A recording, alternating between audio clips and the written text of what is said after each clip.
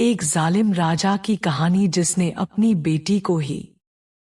एक राजा था, उसमें एक आदत बहुत गंदी थी, लड़कियों से बहुत नफरत करता था। भगवान की कुदरत थी, उसके यहाँ पहले बेटा ही पैदा हुआ। उसे अपना बेटा बहुत प्यारा था और बहुत दुलारा था। उसका बहुत अच्छे से पालन पोषण कर रहा था। कुछ सालों बाद उसकी बीवी फिर से प्रेग्नेंट हो गई। उसके डिलीवरी के दिन भी नजदीक आ गए, लेकिन राजा को किसी दूसरे राज्य के राजा के यहाँ दावत पर जाना पड़ा। जाने से पहले राजा ने अपनी रानी मीरा को हुक्म दिया कि मैं कहीं जा रहा हूँ। अगर मेरे जाने के बाद डिलीवरी हो गई तो लड़का हुआ तो ठीक है, लेकिन लड़की हुई तो उसे जान से मार देना। राजा यह कहकर चला गया। रानी मीरा को बेटी ही पैदा हुई। रानी ने सोचा, अब मैं क्या करूं? रानी की डिलीवरी के वक्त दाई आई हुई थी, जो मीरा की हालत से अच्छी तरह वाकिफ थी।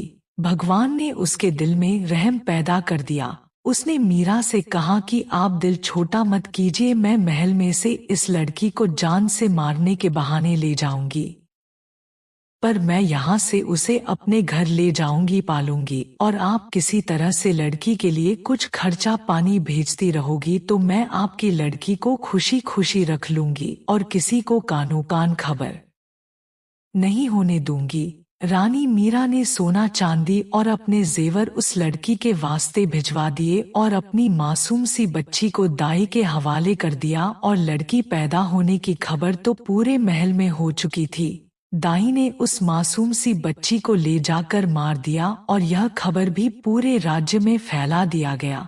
जबकि दाई ने उस राजकुमारी को अपने घर ले जाकर पूरे मन और नियमितता से उसका पालन पोषण करने लगी।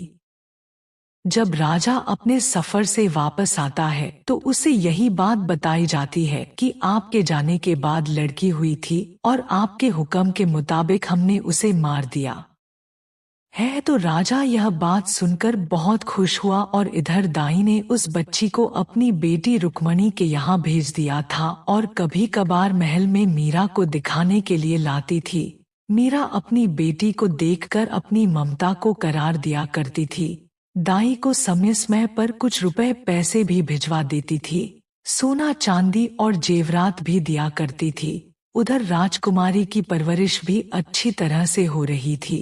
उनकी कद काठी और रंग इतनी खूबसूरत जवान होने लगी थी। अब वह एक राजकुमारी की तरह दिखने लगी थी। एक दिन राजा की सवारी शहर से बाहर जा रही थी।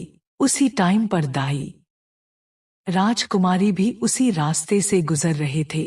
राजा की नजर अचानक उस राजकुमारी पर पड़ जाती है। राजा ने दाई से पूछा, यह कौन है?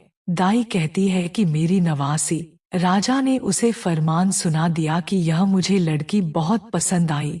दाई को महल में बुलाया जाता है क्योंकि हकीकत का किसी को पता नहीं था। मुझे आपकी नवासी से शादी करना है। इधर दाई के तो सातों आसमान सर पर गिर चुके होते हैं।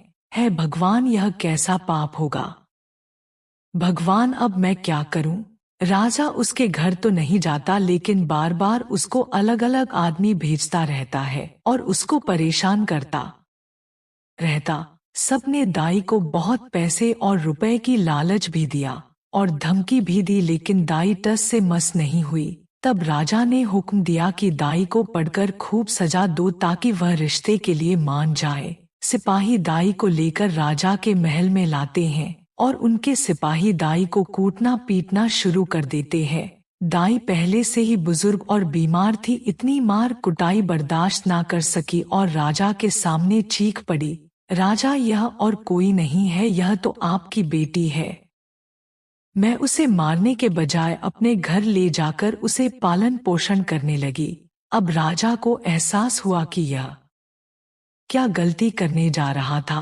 भगवान ने उसे पाप करने से बचाया। राजा तो अब और भी ज्यादा गुस्से में आ गया। अपने बेटे यानी राजकुमार को बुलाकर हुक्म दिया कि अपनी बहन को जंगल में ले जाकर हत्या कर दो और उसकी आंखें निकालकर और गर्दन का खून लाकर मुझे दिखा दे, ताकि मुझे ये यकीन हो जाए। राजकुमार बहुत परेशान हुआ कि वह कैसे अपने हाथों से अपनी बहन की हत्या करे और उसकी आंखें निकाले। मजबूर होकर अपनी बहन को साथ लेकर जंगल की तरफ चल पड़ा।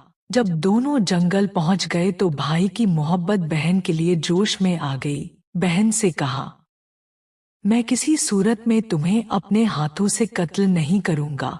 मैं तुम्हें यही छोड़ देता हूँ। आगे तुम्हारी किस्मत की तुम्हें जंगली जानवर खाएं या तुम फिर बचकर निकल जाओ। और फिर बहन ने भाई का हाथ पकड़कर कहा कि नहीं भाई, तुम मुझे मार दो, मेरी आंखें और खून ले जाकर पिताजी को दिखा दो, नहीं तो वह तुम्हें मार देगा, जो मुझे किसी सूरत में गवारा नहीं। दोनों भाई बहन एक दूसरे के गले लगकर रो रहे होते हैं। आखिरकार किसी तरह भाई ने बहन को मना लिया। राजकुमारी आंसू बहाते हुए घने जंगल की तरफ बढ़ने लगी। आखिरी बार पलटकर भाई को देखा और जंगल में घुस गई। उसके बाद राजकुमार ने इधर ढूंढ कर एक हिरन का शिकार किया, उसकी गर्दन का खून निकाला और आंखें निकाल के जाकर राजा को दिखा दिया। राजा ने आईना मंगवाया, उसमें उन दोनों आंखों को रखा और अपनी आंखों को गौर से देखा। जब उसको यकीन हो गया कि आंखों का रंग एक ही है, तब उसे तसल्ली हुई। मीरा ने अपने बेटे को किसी तरह बुलाकर अपनी बेटी का हाल चाल पूछा। राजकुमार ने अपनी मां के सामने सारा सच बता दिया। मीरा ने मुंह आसमान की तरफ करके हाथ ऊपर उठाया और बेटी के लिए प्रार्थना करने लगी, हे भगवान, तू ही मेरी बेटी की हिफाजत कर, उसे अपने शक्ति के साए में रख और उसे किसी अच्छी जगह पर पार लगा दे। अब राजकुमारी जंगलों में रहने लगी, भूखे प्यासे और अपने आप को जीवित रखने के लिए पेड़ों के पत्ते और खाल खाने लगी। समय गुजरता गया, झाड़ियां और कांटों से उलझकर उसके कपड़े चन्ननी हो गए। अब उसके बदन पर कोई भी कपड़ा नहीं था। एक दिन किसी दूसरे राज्य का राजा उसी जंगलों से गुजर रहा था। इत्तेफाक से उसी रास्ते पर निकला जिधर से राजकुमारी थी। अब राजकुमारी की कानों में किसी घोड़े के कदमों की आहट पड़ती है तो वह जल्दी से किसी घने पेड़ पर चढ़ जाती है और उसके पत्ते तोड़कर अपने आप को ढकने लगती है और छुपकर पेड़ पर बैठ जाती है। राजा अपने ख्यालों में गुम था। उसकी नजर उस पेड़ की घने पत्तों पर पड़ गई और छुपी हुई राजकुमारी पर उसकी नजर पड़ गई और वह एकदम से डर गया और चीख कर कहने लगा, तुम कोई भगवान की शक्ति हो या फिर कोई परी या फिर कोई इंसान हो, जो भी हो तुम मुझे बताओ, कोई नुकसान नहीं पहुंचाऊंगा।